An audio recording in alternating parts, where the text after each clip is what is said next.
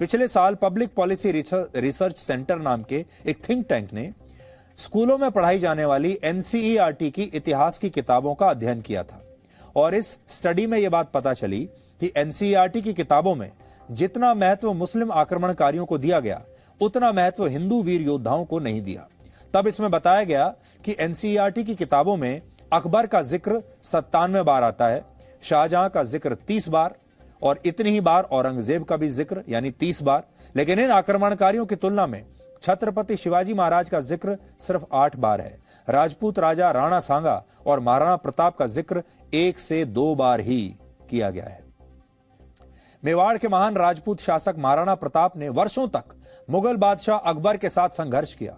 महाराणा प्रताप को उनकी वीरता, युद्ध कौशल और युद्ध नीति के लिए याद किया जाता है, लेकिन इसके बावजूद आज देश में कई स्थानों का नाम अकबर के नाम पर है। दिल्ली में एक सड़क है अकबर के नाम पर जिसको अकबर रोड कहते हैं, जबकि महाराणा प्रताप के लिए यह कहा जाता है कि वो हल्दी घाटी की लड़ाई में अकबर से हार गए थे।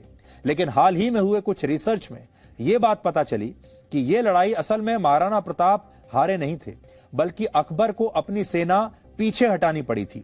और राजस्थान के शिक्षा बोर्ड ने हाल ही में इतिहास में हुई इस त्रुटि को अब सुधारा है। लेकिन सोचिए, जो लोग बचपन से ये पढ़ते आ रहे हैं कि महाराणा प्रताप इस लड़ाई को हार गए थे और अकबर बहुत बहादुर था, वो क्या इस बात को अब स्वीकार करेंगे? क्या उन्हें ये बात पता भी होगी? क्योंकि उनके दिमाग में ये बात बचपन से ही बैठा दी गई है।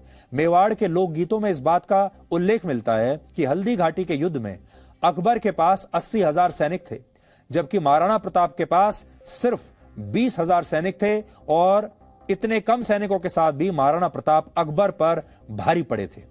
Presenting B News app available on Google Play and App Store. Download it now.